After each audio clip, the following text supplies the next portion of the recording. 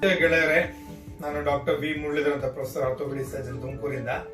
ನಾನು ಬಹಳಷ್ಟು ವಿಡಿಯೋಸ್ ಮಾಡಿದ್ದೀನಿ. ಸಾಧಾರಣ ಏನಿಲ್ಲ ಅಂದ್ರೂ ಒಂದು 45 ವಿಡಿಯೋಸ್ ಮಾಡಿದ್ದೀನಿ. ಅದರಲ್ಲೆಲ್ಲ ಹೆಲ್ತ್ ಟಿಪ್ಸ್ ಇದೆ, ಜೊತೆಗೆ ಮೋಟಿವೇಶನ್ ಇದೆ, ಜೊತೆಗೆ ಅದಕ್ಕೆ ಬೇಕಾಗಿರುವಂತಹ ಒಂದು ಇನ್ಸ್ಪಿರೇಷನ್ ವಿಡಿಯೋಸ್ ಕೂಡ ಮಾಡಿದ್ದೀನಿ. ಖಂಡಿತ ತಾವುಗಳೆಲ್ಲ ನೋಡಿ ಯೂಟ್ಯೂಬ್ ಅಲ್ಲಿ ಸಬ್ಸ್ಕ್ರೈಬ್ ಮಾಡಿ, ಬೆಲ್ ಐಕನ್ ಒತ್ತಿ ಅದಕ್ಕೆ ಎನೇಬಲ್ ಮಾಡ್ಕೊಳ್ಳಿ. ತಮ್ಮ ಬಂಧು ಮಿತ್ರರಿಗೂ ದಯವಿಟ್ಟು ಇದನ್ನು ಕಳಿಸಿ. ನಾನು ನಿಮ್ಗೆ ಮೊದಲೇ ಹೇಳಿರಂತೆ ಈ ವಿಡಿಯೋದಲ್ಲಿ ನನಗೆ ಬಹಳ ಜನ ಆರ್ಥೋಪೆಡಿಕ್ ಸರ್ಜನ್ 20 ವರ್ಷದಿಂದ ನನಗೆ ಪ್ರಾಕ್ಟೀಸ್ ಮಾಡ್ತಾ ಇದ್ದೀನಿ. ಬಹಳ ಜನ ಬಂದು ಅದೇ ಕೇಳಿ ಸರ್, ಕತ್ ನೋವು ಸರ್, ಬೆನ್ನು ನೋವು ಸರ್, ಮಂಡಿ ನೋವು ಸರ್ ಅಂತ. ಸೊ ಇವನ್ನೆಲ್ಲ prevention is always better then cure ಅಂತ ಕೆಲವು ಎಕ್ಸಸೈಸ್ ಬರುತ್ತೆ. ಸೊ ಬಹಳ ಜನ ಕೆಲಸ ಮಂಡಿ ನೋವಿದೆ, ನಾನು ಎಕ್ಸಸೈಸ್ ಮಾಡ್ಬೇಕು, ಯಾವ ಎಕ್ಸಸೈಸ್ ಮಾಡ್ಬೇಕು ಅಂತ ಕೇಳ್ತಾರೆ. ಸರ್ ವಾಕಿಂಗ್ ಮಾಡ್ಬೋದಾ ಅಂತ ಕೇಳ್ತಾರೆ. ಮಂಡಿ ನೋವು ಮಾಡ್ಬೋದು, ಅದು ತೀರಾ ಜಾಸ್ತಿ ದೂರ ಮಾಡ್ಬೋದು. ಮಧ್ಯದಲ್ಲಿ ಗ್ಯಾಪ್ ತಗೊಂಡು ಒಂದೇ ಸಲ 2 ಕಿಲೋಮೀಟರ್ 3 ಕಿಲೋಮೀಟರ್ ಮಾಡ್ಬೋದು. ತಮ್ಗೆ ಎಷ್ಟು ಕೆಪಾಸಿಟಿ ಇದೆ, ತಮ್ಮ ವಯಸ್ಸೇನು, ತಮ್ಮ ದೇಹದ ಶಕ್ತಿ ಎಷ್ಟಿದೆ, ವೆಯ್ಟ್ ಜಾಸ್ತಿ ಇದೆ, ಅದನ್ನ ನೋಡ್ಕೊಂಡು ಅದ್ರ ಪ್ರಕಾರ ಮಧ್ಯದಲ್ಲಿ ಗ್ಯಾಪ್ ತಗೊಂಡು ಖಂಡಿತ ವಾಕಿಂಗ್ ಮಾಡ್ಬೋದು.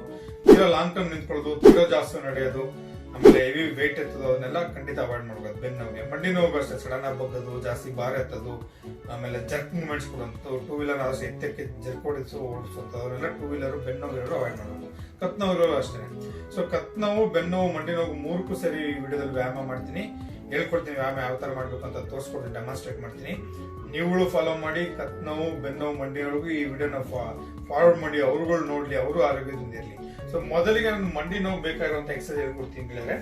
ನೋಡಿ, ಈ ತರ ಮಲ್ಕೊಂಡ್ಬಿಟ್ಟು ಕಾಲ್ನ ಸಾಧಾರಣ ಒಂದು 30 ಡಿಗ್ರೀಸ್ ಇಷ್ಟ ಎತ್ಬಿಟ್ಟು ಒಂದು 15 to 20 ಸೆಕೆಂಡ್ಸ್, ಮನ್ಸಲ್ಲಿ ಒಂದು 15-20 ಸೆಕೆಂಡ್ಗಳು ಯಾರು ದೇವ್ರ ಹೆಸರು ಹೇಳ್ಕೊಳ್ಳಿ. ಓಂ ನಮಃ ಶಿವಾಯ ಅಂತೇಳಿ, ಇಲ್ಲ ಓಂ ನಮಃ ಗಣಪತಿ ಅಂತೇಳಿ, ಯಾವ್ದಾದ್ರು ಒಂದು ದೇವ್ರ ಪ್ರಾರ್ಥನೆ ಮಾಡ್ಕೊಳ್ಳಿ, ಆಯ್ತಾ. ಸೊ 20 ಸಲ ಹೇಳೋಷ್ಟೊತ್ತಿಗೆ ಅಂತ 20 ಸೆಕೆಂಡ್ ಅದೇ ತರ ಇಟ್ಬಿಡು. ಒಂದ್ಸಲ ಈ ಕಾಲ್ ಮಾಡ್ಬೇಕು, ಇನ್ನೊಂದ್ಸಲ ಈ ಕಾಲ್ ಮಾಡ್ಬೇಕು, ಮತ್ತೆ ಅದೇ ತರ. ತೀರಾ ಗೆಳೆಯರೆ, ತೀರಾ ಜಾಸ್ತಿ ಎತ್ಬಿಡ್ಬೋದು. 90 ಡಿಗ್ರಿ ಎತ್ಬಿಟ್ರೆ ಈ ವೆಯ್ಟ್ ಎಲ್ಲ ಇಲ್ಲಿ ಹೊಟ್ಟೋಗಿರುತ್ತೆ, ಇದ್ರ ಮೇಲೆ ವೆಯ್ಟ್ ತೊಡೆ ಮಾಂಸ ಗಂಟೆ ಆಗಲ್ಲ. ಅದೇ ರೀತಿ ಬರೀ 10 ಡಿಗ್ರಿ ಎತ್ತರ ಉಪಯೋಗ ಇಲ್ಲ, 30 ಡಿಗ್ರಿ ಇಷ್ಟೇ ಎತ್ಬೇಕು. ಎತ್ಬಿಟ್ಟು ತಕ್ಷಣ ಬಿಡೋದಲ್ಲ, 15 ಸೆಕೆಂಡ್ ಹಂಗೆ ಇಟ್ಕೋಬೇಕು. ಮನ್ಸಲ್ಲಿ 15 ಎಡ್ಸ್ತಂಗೆ ಇಟ್ಕೊಂಡ್ಬೇಕು, ಮತ್ತೆ ಕೇಳಬೇಕು, ಅದೇ ತರ. ಸೊ ಇದೊಂದು ಎಕ್ಸರ್ಸೈಸ್. ನೆಕ್ಸ್ಟ್ ಇನ್ನೊಂದು ಎಕ್ಸರ್ಸೈಸ್ ಹೇಳ್ಕೊಡ್ತೀನಿ ನೋಡಿ. ಇದು ಪಾದ ನಿಂಗೆ ಮೇಲೆ ಕೇಳಿದ್ರೆ ಅಂತ ಮಂಡಿ ಚಿಪ್ ಕಟ್ಟಾದೆ, ಕೆಳ ಪ್ರೆಸ್ ಮಾಡ್ಕೊ ನೋಡಿ. ಗಟ್ಟಿ ಪ್ರೆಸ್ ಮಾಡಿದಾಗ ಏನಾಗುತ್ತೆ, ಮಂಡಿ ಚಿಪ್ ಟೈಟ್ ಆಗುತ್ತೆ, ತೊಡೆ ಮಾಂಸ ಗಟ್ಟಿ ಆಗುತ್ತೆ. ಸೊ ಈ ಎಕ್ಸರ್ಸೈಸ್ ಮಂಡಿ ನೋವು ಮಾಡ್ಬೇಕಾದ್ರೆ ಎಕ್ಸರ್ಸೈಸ್ ಎಲ್ಲ ಈ ತೊಡೆ ಮಾಂಸ ಗಟ್ಟಿ ಮಾಡಕ್ಕೆ. ಈ ಎಕ್ಸರ್ಸೈಸ್ ಮಾಡೋದು ಏನಂತ ಹೇಳಿದ್ರೆ, ದಿಸ್ ಕ್ವಾಡ್ರಿಸೆಪ್ಸ್ ಅಂತ ಒಂದು ತೈಯಲ್ಲಿ ಮಸಲ್ ಇದೆ. ಈ ಮಸಲ್ದು ಕೆಲಸ ಏನಪ್ಪಾ ಅಂತಂದ್ರೆ, this is called as powerhouse of thigh ಅಂತ. ಅಂದ್ರೆ ಅದಕ್ಕೆ ಅಷ್ಟು ಪವರ್ ಇರುತ್ತೆ, ಆರ್ಸ್ ಪವರ್ ಅಂತೀವಲ್ಲ ಆ ತರ. ಸೊ ಅದು ಸ್ಟ್ರಾಂಗ್ ಆದ್ರೆ ಏನಾಗುತ್ತೆ, ನೀವು ನೋಡಿ ನಿಂತ್ಕೊಳ್ಳೇಬೇಡಿ, ಓಡಾಡ್ಲೇಬೇಡಿ ಅಂತ ಹೇಳಕ್ ಬರಲ್ಲ ಅಲ್ವಾ. ಯಾವ್ದಾದ್ರು ಫಂಕ್ಷನ್ಗೆ ಹೋಗ್ತೀರಾ, ಕೂತ್ಕೊಳ್ಬೇಕಾದ ಚಕ್ರಮಠ ಖಂಡಿತ ಕೂತ್ಕೊಳ್ಳಿ. ಸ್ವಲ್ಪ ನಡಿಬೇಕಾದಾಗ ಅನಿವಾರ್ಯ ಸಂದರ್ಭ ಇದ್ದಾಗ ನಡೀರಿ, ಏನ್ ತೊಂದ್ರೆ ಇಲ್ಲ. ಸೊ ನೀವು ಕೂತ್ಕೊಂಡಾಗ ಎದ್ದೇಳಿದಾಗ ಏನಾಗುತ್ತೆ, ನಿಮ್ಮ ಲೋಡ್, ದೇಹದ ಲೋಡ್ ಏನಿದೆಯಲ್ಲ ಅದೆಲ್ಲ ತೊಡೆ ಮಾಂಸ ಸ್ಟ್ರಾಂಗ್ ಆಗಿದ್ರೆ ಲೋಡ್ ಎಲ್ಲ ಮಸಲ್ಸ್ ತಗೊಂಡ್ಬಿಡುತ್ತೆ. ಅವಾಗ ಮಂಡಿ ಮೇಲೆ ಜಾಸ್ತಿ ಲೋಡ್ ಬೀಳಲ್ಲ ಗೆಳೆಯರೆ.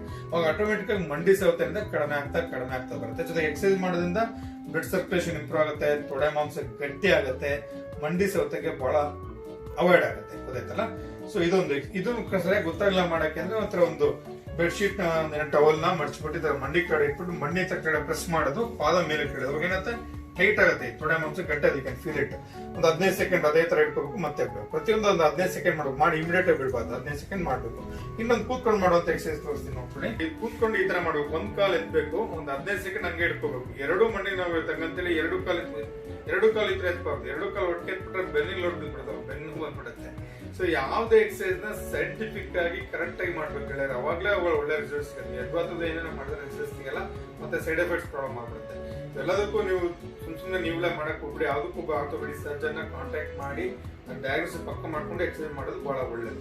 ಸೊ ಒಂದು 15 ಸೆಕೆಂಡ್ ಇಟ್ಕೊಂಡು ಮತ್ತೆ ಕೆಳಗೆ ಬಿಡಬೇಕು. ಒಂದ್ಸಲ ಈ ಕಾಲು, ಇನ್ನೊಂದ್ಸಲ ಈ ಕಾಲು, ಒಂದು 15 ಸೆಕೆಂಡ್ ಇಟ್ಕೊಂಡು ಮತ್ತೆ ಕೆಳಗೆ ಬಿಡುವಂತ. ಸೊ ಈ ಎಕ್ಸರ್ಸೈಸ್ ನ ನೀವು ಎಷ್ಟು ಚೆನ್ನಾಗಿ ಮಾಡ್ತೀರೋ ಅಷ್ಟು ಒಳ್ಳೆ. ನೀವು ಇವಾಗಲೇ ಮಾಡಿ, ಅವಾಗಲೇ ಮಾಡಿ, ಊಟಕ್ಕೆ ಮುಂಚೆ ಮಾಡಿ, ಬೆಳಗ್ಗೆ ಎದ್ದ ತಕ್ಷಣ ಮಾಡಿ, ಆತರ ಏನಿಲ್ಲ. ನೀವು ಗೊತ್ತಲ್ಲ, ಟಿವಿ ಮುಂದೆ ಮಿನಿಮಮ್ ಏನಿಲ್ಲ ಅಂದ್ರೆ 1 hour 2 hour ಹೆಂಗಸರು ಕೇಳ್ಬೇಕಾದ್ರೆ ಸಮಸ್ಯೆ ನೋಡ್ತಾನೆ ಇರ್ತೀರಾ. ಸೊ ಹೆಂಗಸರಿಗೆ ಜಾಸ್ತಿ ಪ್ರಾಬ್ಲಮ್ ಇರೋದು.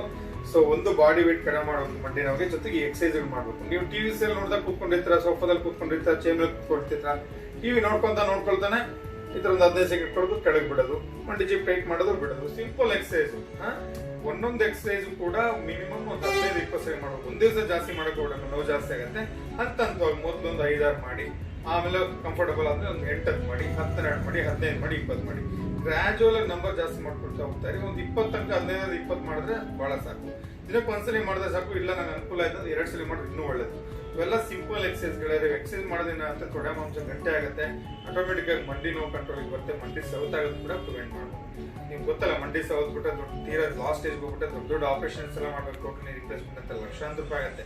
ಅವನ್ನೆಲ್ಲ ಅಷ್ಟೊಂದು ದುಡ್ಡು ಖರ್ಚು ಮಾಡಿ ನೋವು ಹಿಂಸೆ ಅನುಭವಿಸೋ ಬದಲು ಮೊದಲೇ ಸ್ವಲ್ಪ ನೋವು ಶುರುವಾಗ್ತದೆ ಎಕ್ಸಸೈಸ್ ಮಾಡ್ಬಿಟ್ಟು ಈ ಪ್ರಿಕಾಷನ್ಸ್ ತಗೊಂಡು ಬಾಡಿ ವೇಟ್ ಕಡಿಮೆ ಮಾಡ್ಕೊಂಡ್ಬಿಟ್ಟು ಇವೆಲ್ಲ ಪ್ರಿಕಾಷನ್ಸ್ ತಗೊಂಡ್ಬಿಟ್ರೆ ಆಟೋಮೆಟಿಕ್ ಆಗಿ ಮಂಡಿ ನೋವನ್ನ ಕಂಟ್ರೋಲ್ ಮಾಡ್ಬೋದು.